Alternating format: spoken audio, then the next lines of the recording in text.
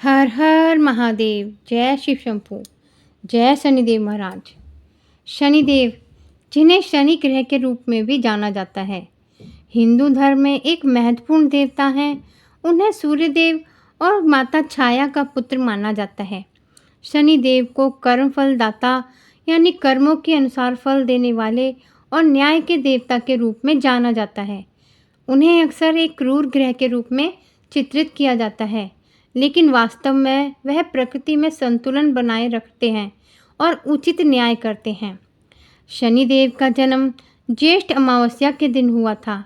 उनकी माता सूर्यदेव और माता छाया जिनके पुत्र हैं। शनिदेव का रंग काला है और वह कौवे की सवारी करते हैं। शनिदेव कर्मों के अनुसार फल देते हैं। अच्छे कर्मों के लिए अच्छा फल और बुरे कर्मों के लिए बुरा फल। शनिदेव न्याय करने में विश्वास रखते हैं और सभी के साथ समान व्यवहार करते हैं। शनिदेव प्रकृति में संतुलन बनाए रखते हैं और अन्याय को सहन नहीं करते। शनिवार का दिन शनिदेव की पूजा के लिए शुभ माना जाता है और शनिदेव को शनैश्चर, मंदगामी, सूर्यपत आदि नामों से जाना जाता है। शनिदेव भगवान शिव के अनन्य भक्त हैं। शनि ग्रह को ज्योतिष शास्त्र में एक महत्वपूर्ण ग्रह माना जाता है। यह 2 राशियों मकर और कुंभ के स्वामी हैं। शनिदेव को पुष्य, अनुराधा और उत्तरा भाद्रा नक्षत्र का स्वामी माना जाता है। ज्योतिष में शनिदेव को वायु विकार, हड्डी और दांतों के रोगों का विशेष कारक माना जाता है। पौराणिक कथाओं के अनुसार शनिदेव को उनकी पत्नी ने श्राप दिया था कि वह जिसे भी देखेंगे वह नष्ट हो जाएगा। शनिदेव भगवान शिव के भक्त हैं और उन्होंने शिव को की कठोर तपस्या की थी। शिव जी ने शनिदेव को ग्रहों में सर्वोपरि पद प्रदान किया था और उन्हें न्याय के देवता का पद भी दिया था। शनिदेव एक महत्वपूर्ण हिंदू देवता हैं जिन्हें कर्म फल दाता और न्याय के देवता के रूप में जाना जाता है। वह प्रकृति में संतुलन बनाए रखने और सभी के साथ न्याय करने में विश्वास करते हैं। ज्योतिष शास्त्र में शनि को विशेष स्थान प्राप्त है। केवल शनि की ही महादशा के अलावा 7.5 और ढैया सभी जातकों को झेलनी पड़ती है। इस समय 3 राशियां 7.5 के साए में हैं। शनि की 7.5 से हर कोई डरता है। हालांकि जातक के कर्म अच्छे हों और कुंडली में शनि शुभ स्थिति में हो तो शनि शुभ फल भी देते हैं। वहीं बुरे कर्म करने वालों पर शनि जमकर कहर ढाते हैं। इस समय शनि मीन राशि में है और इससे 3 राशियों पर शनि की 7.5 चल रही है, जिससे इन राशि के जातकों पर शनि की कड़ी दृष्टि है। वे इन जातकों के हर कर्म पर नज़र रखते हैं और उनके अनुसार फल देते हैं।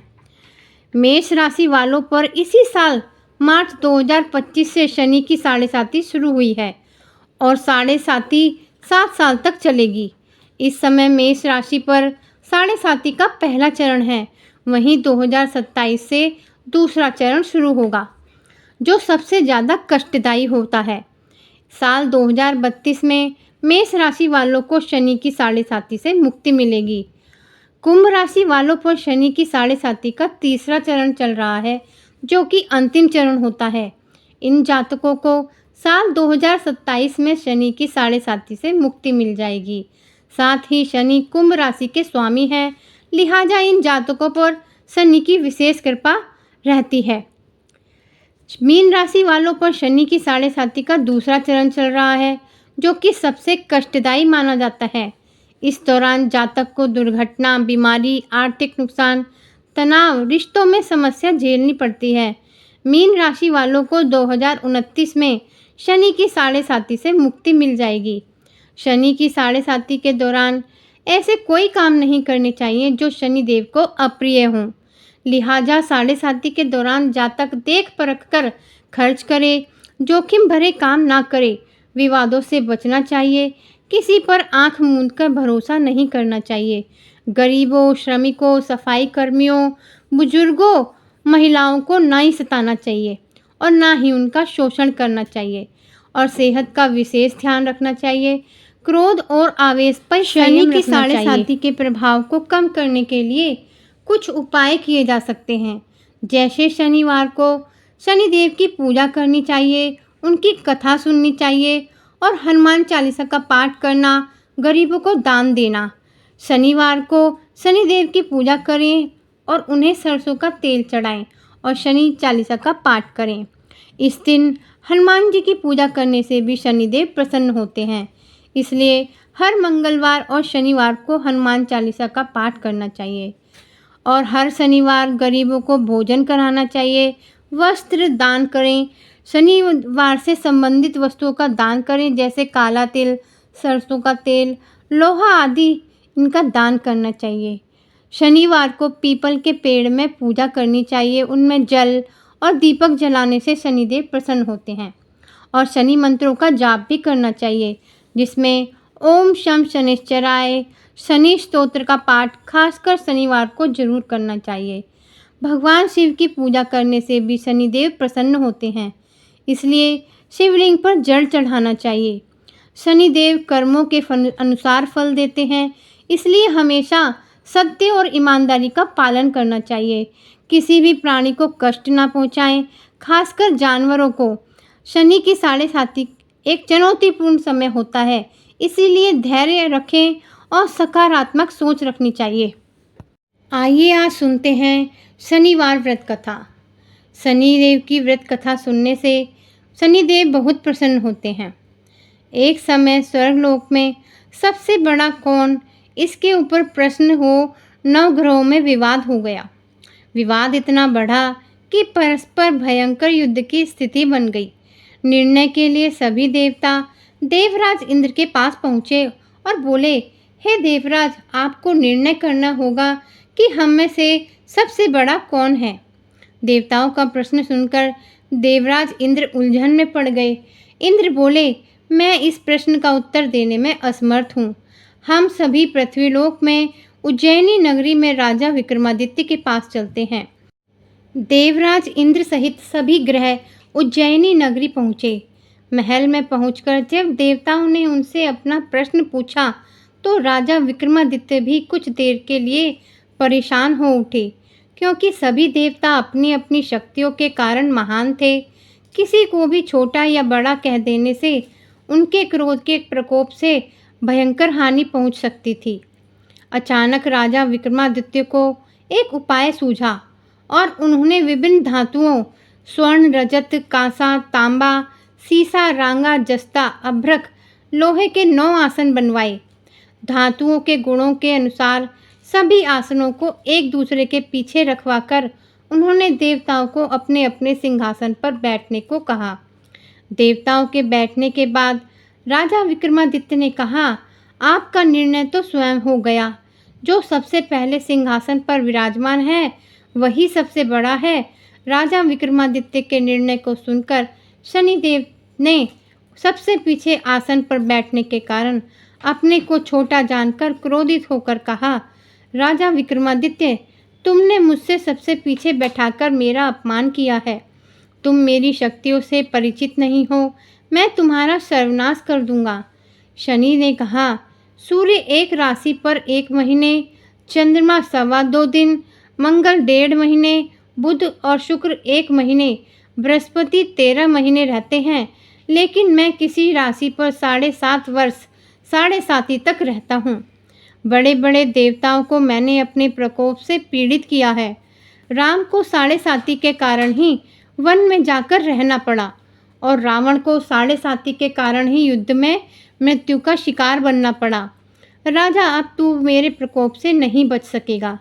इसके बाद अन्य ग्रहों के देवताओं को प्रसन्नता के साथ चले गए, परंतु शनिदेव बड़े क्रोध के साथ वहां से विदा हुए। राजा विक्रमादित्य पहले की तरह ही न्याय करते रहे। उनके राज्य में सभी स्त्री पुरुष बड़े आनंद से जीवन यापन कर रहे थे। कुछ दिन ऐसे ही बीत गए। उधर शनि देवता अपने अपमान को भूले नहीं थे। विक्रमादित्य से बदला लेने के लिए एक दिन शनिदेव ने घोड़े के व्यापारी का रूप धारण किया और बहुत से घोड़ों के साथ उज्जैनी नगरी पहुँचे। राजा विक्रमादित्य ने राज्य में किसी घोड़े के व्यापारी के आने का समाचार सुना तो अपने अश्वपाल को कुछ घोड़े खरीदने के लिए भेजा। घोड़े बहुत कीमती थे। अश्वपाल ने जब वापस लौटकर इस संबंध में बताया तो राजा विक्रमादित्य ने स्वयं आकर एक सुंदर व शक्तिशाली घोड़े को पसंद किया। घोड़े की चाल देखने के लिए राजा उस घोड़े पर सवार हुए तो वह घोड़ा बिजली की गति से दौड़ पड़ा। तेजी से दौड़ता घोड़ा राजा को दूर एक जंगल में ले गया और फिर राजा को वहां गिराकर जंगल में कहीं गायब हो गया। राजा अपने नगर को लौटने के लिए जंगल में भटकने लगा, लेकिन उन्हें लौटने का कोई रास्ता नहीं मिला। राजा को भूख प्यास लग आई। बहुत घूमने पर उसे एक चरवाहा मिला। राजा ने उससे पानी मांगा। पानी पीकर राजा ने उस चरवाहे को अपनी अंगूठी दे दी। फिर उससे रास्ता पूछकर वह जंगल से निकलकर पास के नगर में पहुंचा। राजा ने एक सेठ की दुकान पर बैठकर कुछ देर आराम किया। उस सेठ ने राजा से बातचीत की तो राजा ने उसे बताया कि मैं उज्जैनी नगरी से आया हूँ। राजा के कुछ देर दुकान पर बैठने से सेठ जी की बहुत बिक्री हुई। सेठ ने राजा को बहुत भाग्यवान समझा और खुश होकर उसे अपने घर भोजन के लिए ले गया। सेठ ने घर में सोने का एक हार खूंटी पर लटका हुआ था। राजा को उस कमरे में छोड़कर सेठ कुछ देर के लिए बाहर गया। तभी एक आश्चर्यजनक घटना घटी। राजा ने देखते ही देखते सोने के उस हार को खूंटी निकल गई। सेठ ने कमरे में लौटकर हार को गायब देखा तो चोरी का संदेह राजा पर ही किया, क्योंकि उस कमरे में राजा ही अकेला बैठा हुआ था। सेठ ने अपने नौकरों से कहा कि इस परदेसी को रस्सियों से बांधकर नगर के राजा के पास ले चलो। राजा ने विक्रमादित्य से हार के बारे में पूछा तो उसने बताया उसने देखते ही देखते खूंटी ने हार को निगल लिया था। इस पर राजा ने क्रोधित होकर चोरी करने के अपराध में विक्रमादित्य के हाथ पांव काटने का आदेश दे दिया। राजा विक्रमादित्य के हाथ पांव काटकर उसे नगर की सड़क पर छोड़ दिया गया। कुछ दिन बाद एक तेली उसे उठाकर अपने घर ले गया और उसे अपने कोलू पर बिठा दिया। राजा आवाज़ देकर बैलों को हाँकता रहता। इस तरह तेली का बैल चलता रहा और राजा को भोजन मिलता रहा। शनि के प्रकोप की 7.5 पूरी होने पर वर्षा ऋतु आरंभ हुई। राजा विक्रमादित्य एक रात मेघ मल्हार गा रहा था कि तभी नगर के राजा की लड़की राजकुमारी मोहिनी रथ पर सवार उस तेली के घर के पास से गुजरी। उसने मेघ मल्हार सुना तो उसे बहुत अच्छा लगा और दासी को भेजकर गाने वाले को बुला लाने को कहा। दासी ने लौटकर राजकुमारी को अपंग राजा के बारे में सब कुछ बता दिया। राजकुमारी उसके मेघ मल्हार से बहुत मोहित हुई, अतः उसने सब कुछ जानकर भी अपंग राजा से विवाह करने का निश्चय कर लिया। राजकुमारी ने अपने माता पिता से यह सब बात कही तो वे हैरान रह गए। रानी ने मोहिनी को समझाया, बेटी तेरे भाग्य में तो किसी राजा की रानी होना लिखा है, फिर तू उस अपंग से विवाह करके अपने पाँव पर कुल्हाड़ी क्यों मार रही है। राजकुमारी ने अपनी जिद नहीं छोड़ी। अपनी जिद पूरी कराने के लिए उसने भोजन करना छोड़ दिया और प्राण त्यागने के देने का निश्चय कर लिया। आखिर राजा रानी को विवश होकर अपंग विक्रमादित्य से राजकुमारी का विवाह करना पड़ा। विवाह के बाद राजा विक्रमादित्य और राजकुमारी तेली के घर में रहने लगे। उसी रात स्वप्न में शनिदेव ने राजा से कहा, राजा तुम मेरा प्रकोप देख लिया, मैंने तुम्हें अपने अपमान का दंड दिया है। राजा ने शनिदेव से क्षमा करने को कहा और प्रार्थना की, हे शनिदेव आपने जितना दुख मुझे दिया है अन्य किसी को न देना। शनिदेव ने कुछ सोचकर कहा, राजा मैं तुम्हारी प्रार्थना स्वीकार करता हूँ। जो कोई स्त्री पुरुष मेरी पूजा करेगा, शनिवार को व्रत करके मेरी व्रत कथा सुनेगा, उस पर मेरी अनुकंपा बनी रहेगी। प्रातःकाल राजा विक्रमादित्य की नींद खुली तो अपने हाथ पांव देखकर राजा को बहुत खुशी हुई। उसने मन ही मन शनिदेव को प्रणाम किया। राजकुमारी भी राजा के हाथ पांव सही सलामत देखकर आश्चर्य में डूब गई। तब राजा विक्रमादित्य ने अपना परिचय देते हुए शनिदेव के प्रकोप की सारी कहानी सुनाई। सेठ को जब इस बात का पता चला तो दौड़ता हुआ तेली के घर पहुंचा और राजा के चरणों में गिरकर क्षमा मांगने लगा। राजा ने उसे क्षमा कर दिया, क्योंकि यह सब तो शनिदेव के प्रकोप के कारण हुआ था। सेठ राजा को अपने घर ले गया और उसे भोजन कराया। भोजन कराते समय वहाँ एक आश्चर्यजनक घटना घटी। सबके देखते देखते उस खूंटी ने हार उगल दिया।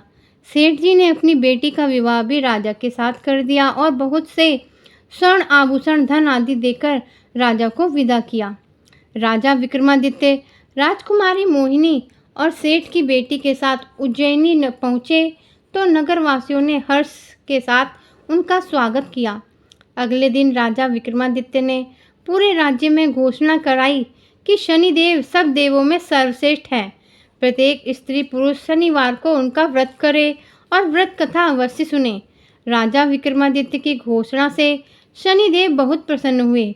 शनिवार का व्रत करने और व्रत कथा सुनने के कारण सभी लोगों की मनोकामनाएं शनिदेव की अनुकंपा से पूरी होने लगी और सभी लोग आनंद पूर्वक रहने लगे। जय शनिदेव महाराज। शनिवार के दिन शनि मंत्र का जाप करना चाहिए। ओम शम शनिश्चराय का 108 बार जाप करना चाहिए और इस दिन शनिदेव के वाहन काले कुत्ते को भोजन भी खिलाना चाहिए। यह भी एक अच्छा उपाय माना जाता है। इन छोटे छोटे उपायों को करने से शनिदेव की कृपा प्राप्त होती है और शनि दोष के कारण होने वाली परेशानियां दूर हो जाती हैं। जय शनिदेव महाराज।